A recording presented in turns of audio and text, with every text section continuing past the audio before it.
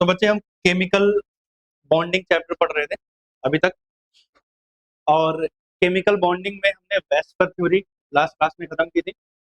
और आज की क्लास में हम स्टार्ट कर रहे हैं एक नया टॉपिक जिसका नाम क्या है, डाइपोल मोमेंट। क्या नाम है? Dipole moment.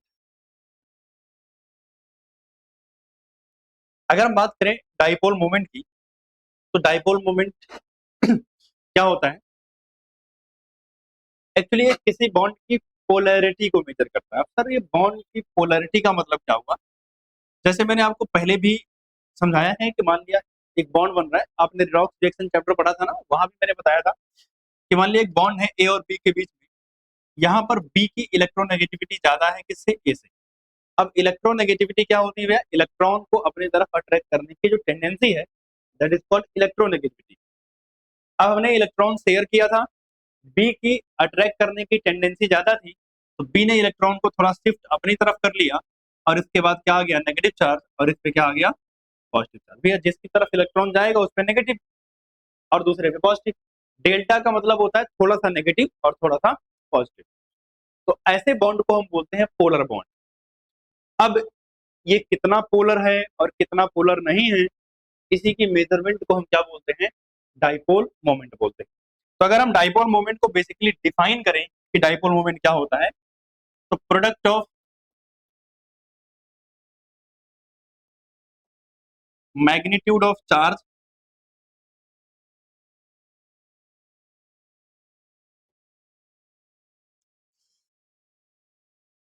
And distance between the charge.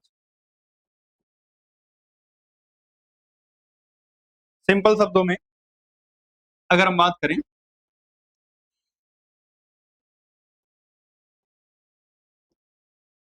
तो dipole moment is equal to होता है क्यू इंटू में टी। क्यू क्या है?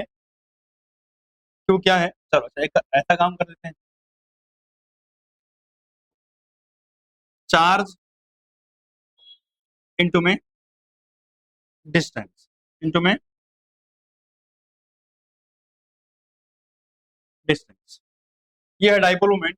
अच्छा, डाइपोल मोमेंट का सिंबल क्या होता है? म्यू। तो क्या हो जाएगा? क्यू इंटू में डी। तो यानी फाइनली मेरे पास जो फॉर्मूला आया डाइपोल मोमेंट का वो क्या है? ये वाला। वैसे अगर बात करूँ तो हम कैलकुलेशन वगैरह यहाँ नहीं करने वाले हैं उतना ज्यादा। ये सब फॉर्मूला वगैरह लगा के कैलकुलेट करेंगे। हमारा बेसिक चीजें क्या होगी धीरे धीरे आप समझ जाओगे।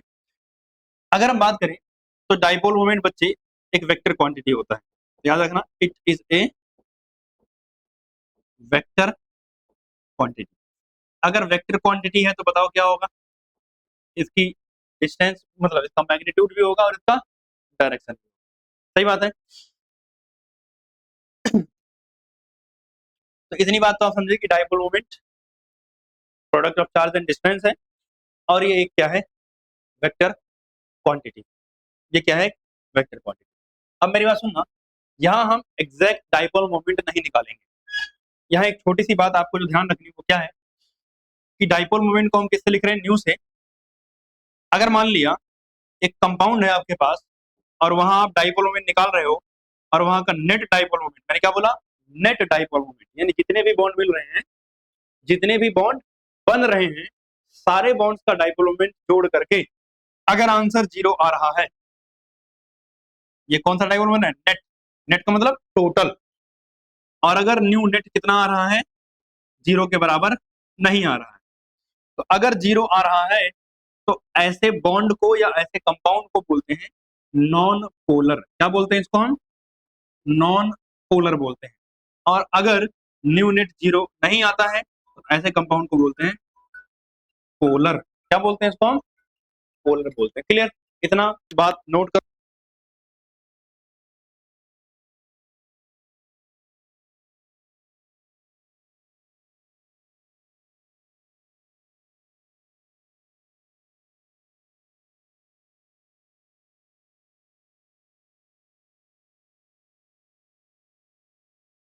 न्यू नेट का मतलब होता है टोटल डाइपोल मोमेंट पूरा। एक मॉलिक्यूल है, उस मॉलिक्यूल के अंदर टोटल कितना आएगा, जितने भी बॉन्ड बन रहे हैं। अभी थोड़ी देर में मैं बनाऊंगा स्ट्रक्चर तो आपको थोड़ा क्लियर हो जाएगा कि अगर न्यू नेट जीरो आता है तो पोलर बोलते हैं, ओ नॉन पोलर बोलते हैं, और जीरो नहीं आता है तो पोलर बोलते हैं। आगे चल रहा हूं मैं। अगर मैं आगे चलूं तो मेरे पास, लिखो लिखो जल्दी, उतना ही बचा था ना, देखो फटाफट। हाँ, तो अब सुनना ध्यान से। डाइपोल मोमेंट का सिंबल जो होता है वो ए होता है, एरो, और यहाँ प्लस। एरो के इस हिस्से को बोलते हैं हम हेड। क्या बोलते हैं इसको हम? हेड। और एरो के इस हिस्से को हम क्या बोलते हैं? टेल। हेड जो होगा वो हेड किधर होगा? हमेशा होगा towards more electro negative atom. ये किधर होगा? ज्यादा इलेक्ट्रोनेगेटिव एटम की तरफ होगा। और अगर हम बात करें जो टेल है, वो टेल किधर होगी? Towards less electronegative atom. यानी tail towards less electronegative atom. ठीक। तो भैया कभी भी जब बॉन्ड बनेगा, अगर दो अलग अलग एटम्स के बीच में बॉन्ड हुआ है तो उसमें एक ज्यादा इलेक्ट्रोनेगेटिव होगा और दूसरा क्या होगा? कम इलेक्ट्रोनेगेटिव। तो जब भी डाइपोल मोमेंट की आप एरो दिखाओगे तो एरो का हेड किस तरफ होगा? जिसकी इलेक्ट्रोनेगेटिविटी ज्यादा होगी, और उसकी टेल किस तरफ होगी? जिसकी इलेक्ट्रोनेगेटिविटी क्या होगी? कम। इतनी बात तो आप सबको क्लियर है। अब एक बात और सुनना। अगर मान लिया कभी आपके सामने क्या आ गया? लोन पेयर आ गया। तो लोन पेयर को हम ऐसे भी दिखाते हैं, और एक तरीका मेरे पास लोन पेयर को दिखाने का और क्या, ऐसे लाइन खींच के डॉट लगा। ठीक है ना? लोन पेयर तो आप समझते ही हो, जो डॉट डॉट लगा रहे थे वो लोन पेयर ही था। तो लोन पेयर को इस दो तरीके से रिप्रेजेंट करने का हमारा तरीका है। तो अगर हम लोन पेयर के केस में बात करें तो लोन पेयर के केस में हम डाइपोल मोमेंट कैसे दिखाएंगे? लोन पेयर के केस में हमारा हेड हमेशा किधर होगा? लोन पेयर की तरफ होगा। दिख रहा है ना आपको? हेड किधर मैंने बनाया है, तो याद रखना, in case of lone pair हमारी डाइपोल मोमेंट की जो एरो होगी वो लोन पेयर की तरफ होगी, और उसकी टेल कहाँ होगी? जहां से लोन पेयर शुरू हो रहा होगा। क्लियर बात? ये सिंबल्स थोड़े से आपको ध्यान रखने हैं डाइपोल मोमेंट के लिए। अगर इतनी बातें आपको पता हो गई हैं तो अब हम अलग अलग कंपाउंड्स एंड मॉलिक्यूल्स के क्या करेंगे? डाइपोल मोमेंट निकालना सीखेंगे। ठीक है, चलो अगले पेज पे। अब हमें डाइपोल मोमेंट निकालना है अलग अलग कंपाउंड का। तो अलग अलग कंपाउंड का डाइपोल मोमेंट निकालने के लिए हम अलग अलग केस लेंगे। पहला है केस वन। और केस वन क्या कह रहा है? A B type compound.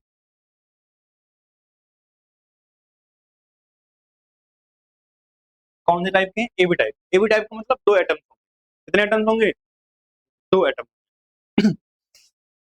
अब ए बी टाइप कंपाउंड में मुझे दो कैटेगरी मिलेगी। एक मिलेगा हेटेरो एटॉमिक। क्या मिलेगा? एक हेटेरो एटॉमिक, और दूसरी कैटेगरी मिलेगी होमो एटॉमिक। क्या मिलेगी? होमो एटॉमिक। पहले आते हैं दूसरी कैटेगरी में। अगर हम दूसरी कैटेगरी की बात करें होमो एटॉमिक, होमो एटॉमिक का एग्जांपल सुनना। इधर देखो, Cl2, Br2, O2, N2, H2। दो एटम हैं और दोनों एटम सेम हैं, इसलिए इनको क्या बोल रहे हैं? होमो एटॉमिक बोल रहे हैं। होमो मीन्स क्या होता है? होमो मीन्स सेम। मतलब एटम्स क्या होंगे यहाँ? सेम। तो एटम सेम है तो क्या बना? होमो एटॉमिक। अब आप लोग बताओ कि डाइपोल मोमेंट होमो एटॉमिक का क्या होगा? सर अगर हम मान लें Cl2 को ही ले लें, तो जब Cl2 को बनाएंगे तो Cl और Cl के बीच में बॉन्ड होगा। और आपने बोला है कि डाइपोल मोमेंट की एरो तब लगती है जब एक ज्यादा इलेक्ट्रोनेगेटिव हो और एक कम इलेक्ट्रोनेगेटिव, सर दोनों तो सेम ही है, तो क्या दोनों के बीच कोई इलेक्ट्रोनेगेटिविटी का डिफरेंस होगा? नहीं होगा ना। अरे दोनों की इलेक्ट्रोनेगेटिविटी सेम ही होगी क्योंकि दोनों सेम है, तो मतलब क्या होगा, इस पर भी जीरो चार्ज आएगा, इस पर भी जीरो चार्ज आएगा।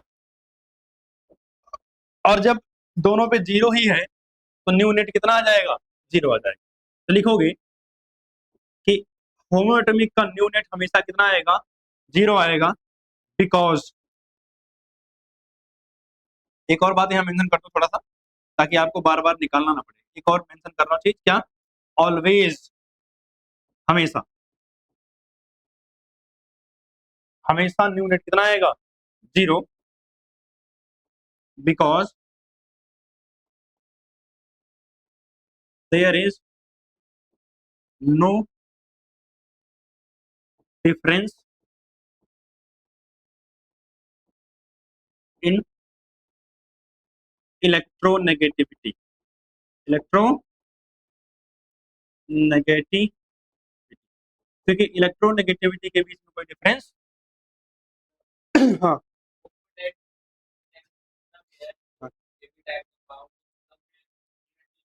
जीरो ही है। आप कुछ भी सोच लो, अगर आप सोचो ध्यान से एक बार, आप ऑक्सीजन डबल बॉन्ड ऑक्सीजन बनाओगे, इलेक्ट्रोनेगेटिविटी का डिफरेंस है? नहीं है ना। अरे दोनों ही तो ऑक्सीजन है, अगर दोनों ही ऑक्सीजन है तो कोई इलेक्ट्रोनेगेटिविटी में डिफरेंस नहीं है। अगर कोई डिफरेंस ही नहीं है तो कोई चार्ज ही नहीं होगा, तो फिर किसको कम किसको ज्यादा एरो किस पे लगाओगे? डायब्रोमीन कितना आ जाएगा? जीरो आ जाएगा।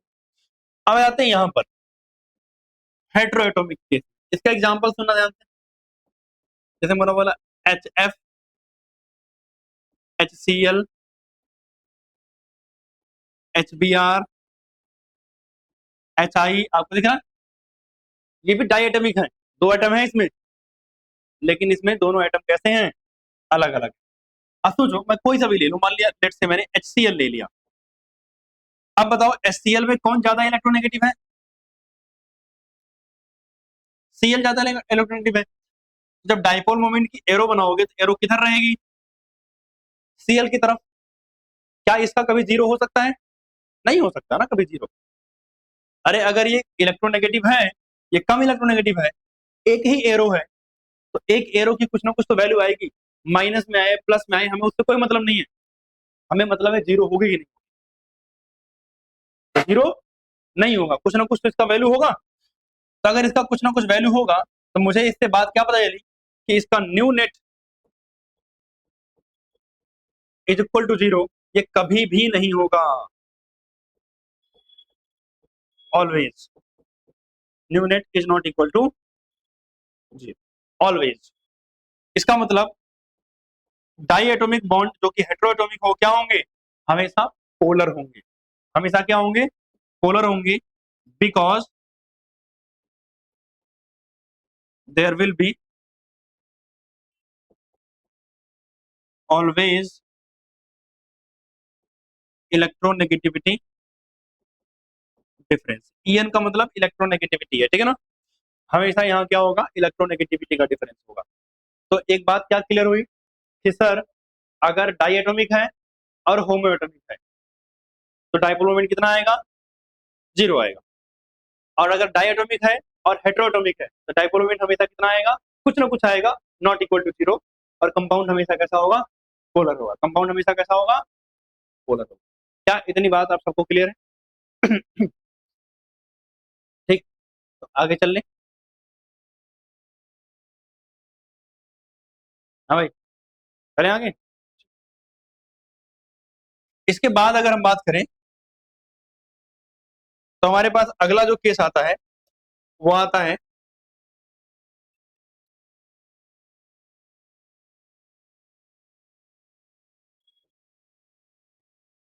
AB2 type.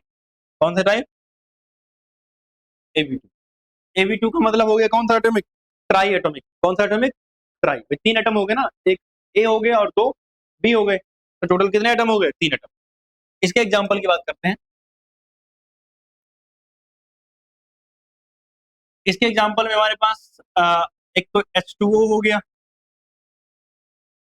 H2SO हो गया, और NH3 हो गया, NF3 हो गया, हो जाएंगे ना ये सब? अरे एक मिनट, सॉरी, इसमें तो चार हो जाएंगे ना, सॉरी। क्या हो जाएगा? H2O हो गया, H2S हो गया, इसके अलावा और आप एग्जांपल ले लो, BeCl2, BeCl2 हो गया, उससे कोई मतलब नहीं है। देखो, इससे हमें कोई मतलब नहीं है। Ab2 का मतलब ट्राई एटोमिक, ट्राई एटोमिक का मतलब टोटल एटम 3 होने चाहिए। ए का मतलब एक सेंट्रल होगा और दो क्या होंगे? सराउंडिंग। तो यहाँ सेंट्रल ऑक्सीजन है, सराउंडिंग कौन है? हाइड्रोजन है। सेंट्रल सल्फर है, सराउंडिंग कौन है? हाइड्रोजन है। सेंट्रल बी है, सराउंडिंग कौन है? Cl है। हमें कोई मतलब नहीं है उससे।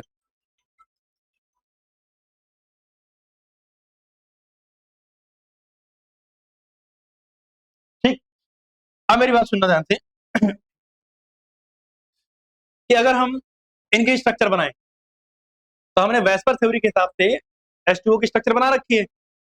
H2O किस टाइप का होता है बताओ? Ab2E2 टाइप का होता है ना? और एक कैसे बनता है? ऑक्सीजन सेंटर में आएगा, एक हाइड्रोजन यहाँ लगेगा, एक हाइड्रोजन यहाँ लगेगा, और एक लोन पेयर यहाँ लगेगा, और एक लोन पेयर यहाँ लगेगा। दो लोन पेयर होते हैं ना इसके पास, लगा दिए। अब आप जल्दी से मुझे बताओ कि हाइड्रोजन और ऑक्सीजन में से कौन ज्यादा इलेक्ट्रॉनिक है? ऑक्सीजन। तो ऐसे बनेगा एरो, इधर बताओ, ऑक्सीजन ही है तो एरो की डायरेक्शन ऐसी होगी। लोन पेयर के लिए, लोन पेयर के लिए डायरेक्शन ऐसे होती है। अब आप बताओ, लगभग सारी एरो क्या है? एक तरफ है, ऊपर की तरफ। अगर सारी एरो एक ही डायरेक्शन में है तो क्या नेट रिजल्ट कभी जीरो आएगा? आपने फिजिक्स में वेक्टर वगैरह पढ़ा होगा कि भैया अगर सारे वेक्टर सेम डायरेक्शन में होते हैं तो रिजल्ट जीरो नहीं आ सकता, अपोजिट में होंगे तो कैंसिल हो जाएंगे। ठीक है ना? तो मतलब क्या हुआ कि नेट रिजल्ट जीरो नहीं आएगा। तो बस हमें इतना ही पता करना है। तो mu net is not equal to zero. अगर जीरो नहीं है तो कंपाउंड कैसा होगा बताओ? पोलर होगा। मतलब H2O क्या है? एक पोलर कंपाउंड। H2O क्या है? एक पोलर कंपाउंड। आ जाते हैं कहां पर? H2S पे। वैसे H2S आप खुद भी बना सकते हो। सल्फर होगा, कैसा टाइप का होता है आपको पता है? किस टाइप का? Ab2E2 सिमिलर बनेगा। दो लोन पेयर इसके पास भी होंगे। हाँ।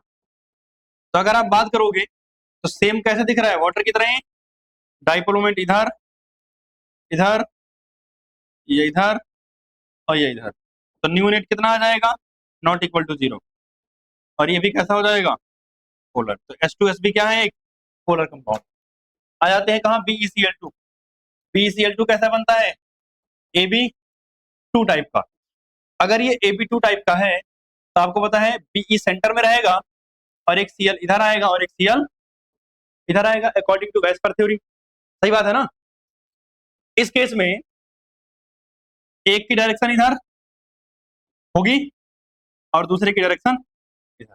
अब बताओ, इधर भी BeCl, इसका डाइपोल मोमेंट, इधर भी BeCl। तो जब दोनों तरफ BeCl ही है तो दोनों का वेक्टर सेम होगा। लेकिन दोनों वेक्टर सेम होने के साथ साथ कहाँ है? अपोजिट हैं। तो अगर वेक्टर अपोजिट हो तो क्या होगा? जीरो, कैंसिल आउट हो जाएंगे ना। तो फिजिक्स के हिसाब से भैया ये हमारा क्या हो गया? जीरो, क्योंकि दोनों वेक्टर क्या है? अपोजिट हैं। और ये कैसा हो जाएगा? नॉन पोलर हो जाएगा। तो आई होप आप लोगों को क्लियर हो गया कि Ab2 टाइप में क्या आएगा। ठीक, आगे चल सकता हूं।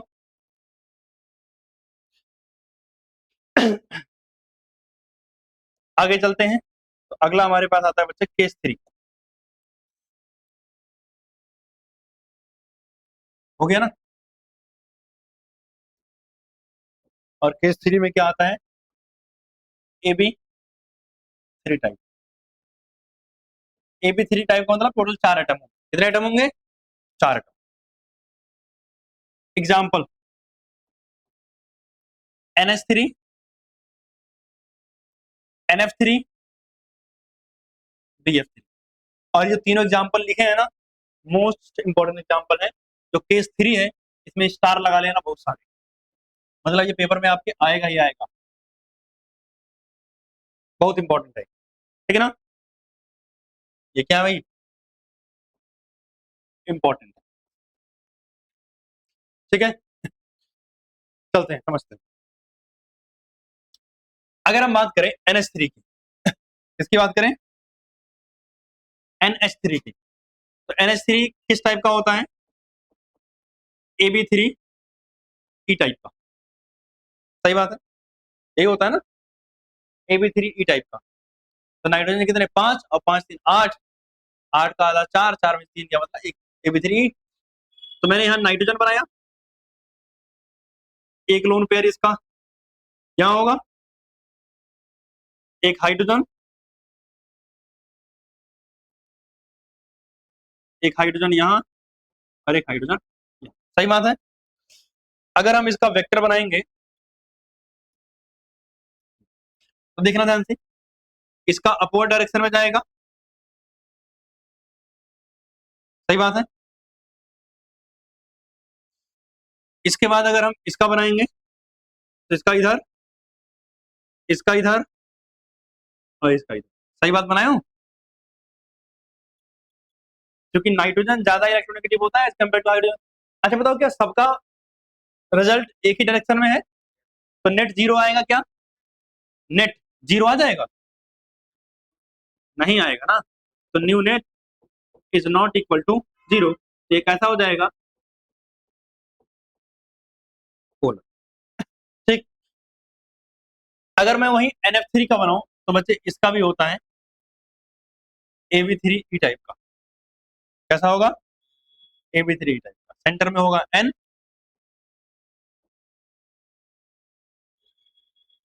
यहाँ होगा लोन पेयर,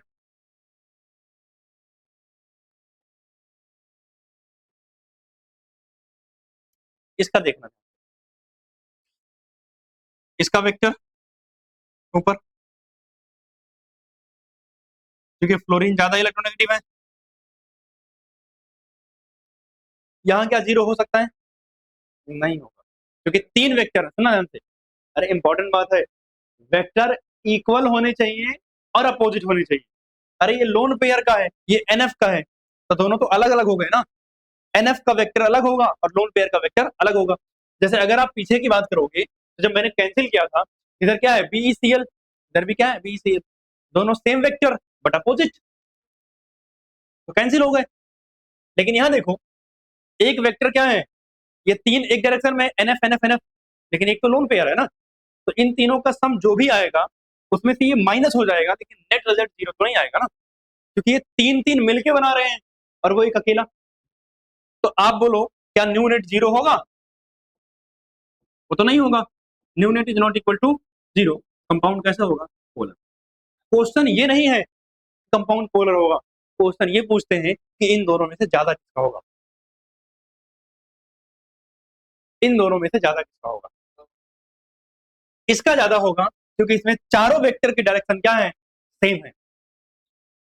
लेकिन यहाँ तीन एक डायरेक्शन में है और लोन पेयर वाला क्या है, अपोजिट है, तो ये क्या करेंगे, एक दूसरे को कैंसिल आउट कर देंगे और नेट रिजल्ट क्या आ जाएगा, कम आ जाएगा। इसका मतलब अगर मैं बात करूं इधर वाले का न्यू नेट, इसका न्यू नेट, इसका NH3 का ज्यादा होगा किससे, न्यू नेट इसका NH3। अब मैंने ये बता दिया, समझा दिया, लेकिन ये क्वेश्चन आपसे पूछते हैं कि इसका आंसर लिखने के लिए, आपको एक्सप्लेन करने के लिए, तो एक्सप्लेनेशन के लिए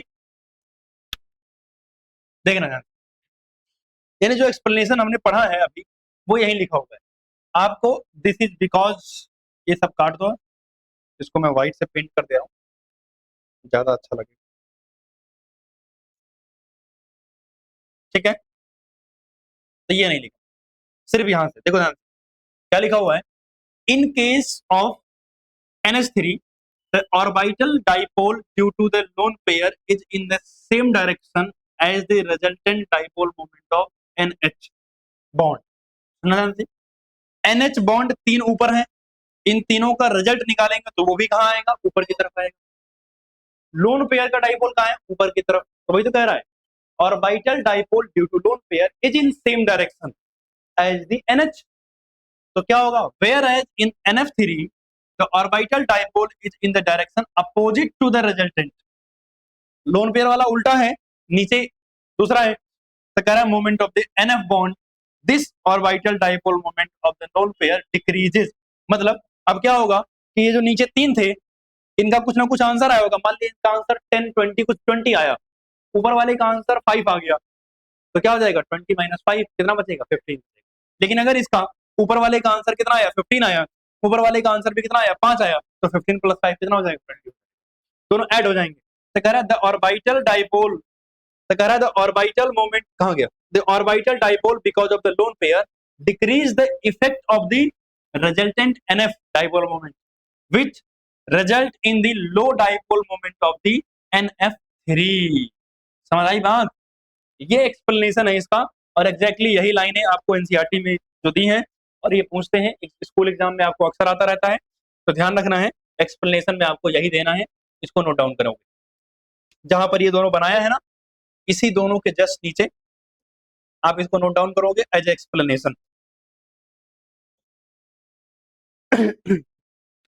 आज की क्लास यहीं तक रखेंगे, ठीक है। इतना इसको नोट करोगे, उसका जा सकते हो कि स्कूल भी आप लोगों के साथ, तो कल की क्लास थोड़ा सा एक्स्ट्रा लेकर के कवर कर देंगे इसको, ठीक है। तो बस आज के लिए यहीं तक।